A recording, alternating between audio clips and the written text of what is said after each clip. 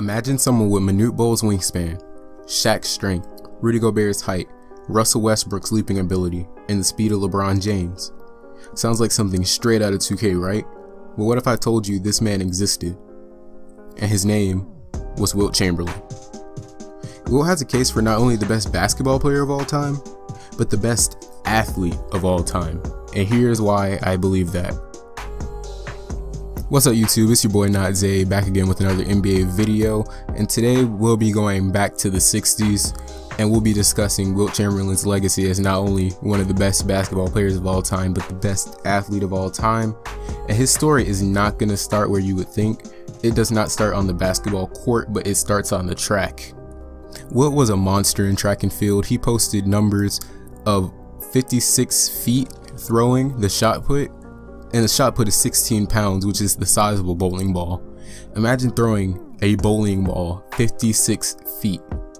He triple jumped 50 plus feet, won the Big 8 high jump championship 3 years in a row, had a 49-second 400-meter dash, a 158 800-meter run, scored 6 feet and 6 inches in the high jump in the 1957 Kansas Relays.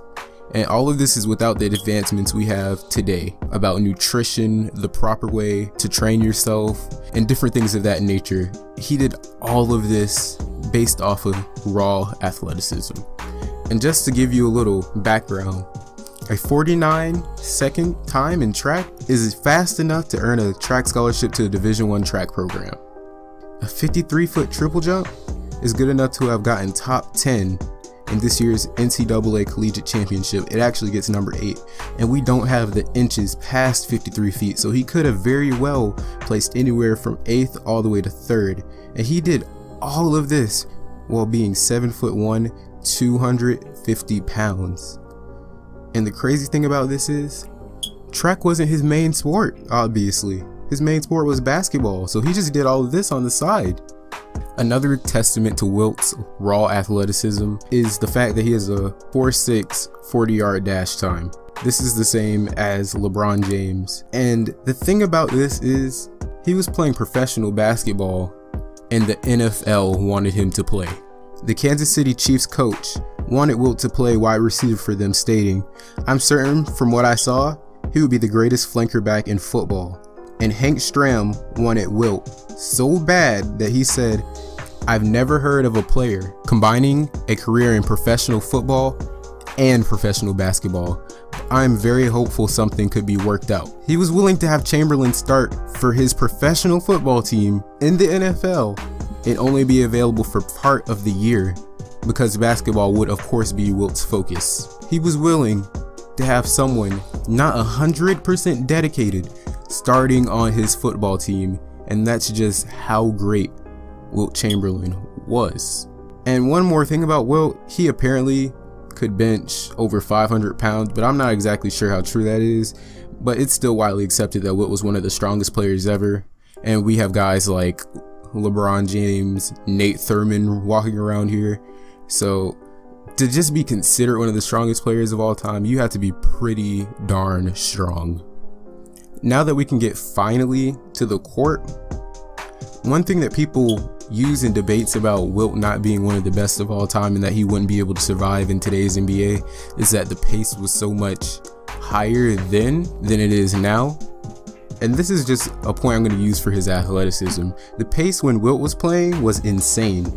It was about 120 possessions per game, and he never came out the game.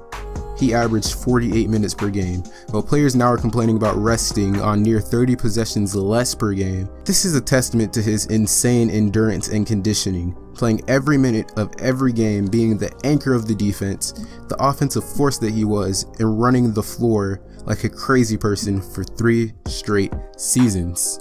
Another thing that's crazy about Wilt is his measurements. Like, he should not have been able to do some of these things just based off of his size. He was 7'1", which is the same height as Thonmaker, 300 plus pounds, which is around the size of Shaq, but he was all muscle. He had an 11 and a half-inch hands, which is bigger than Kawhi Leonard, a 40-inch vert, which is more than Westbrook and Blake Griffin, and he had an 8-foot wingspan, which is the same as Shaquille O'Neal and Manute Bol. And Manute Bol is the tallest player in NBA history. He averaged 5 blocks a game in his rookie season. So an 8-foot wingspan is crazy. I feel like I had to reiterate this. Wilt Chamberlain was doing all of this while being 7'1", which makes it harder for you to run. Without the technological advancements and knowledge that we have today about running form, training for your vertical leap, or anything like that, he did this without all of that and performed off of brute athleticism. What do you think he would have done in an era with, let's say, Michael Jordan, or growing up when Zach LaVine was growing up? He would have had even crazier numbers. And that's why I believe Wilt Chamberlain is the best athlete of all time, because he did things in an era where these things were not supposed to be done, at a size that very few people could do these things at. Besides Wilt Chamberlain, the only other big man to have a 40-inch vertical is Shawn Kemp.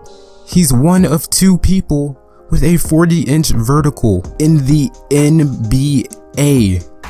Plus, he is by far the fastest big man of all time in the NBA. And all of these factors combined is what makes Wilt Chamberlain the greatest athlete of all time in my book.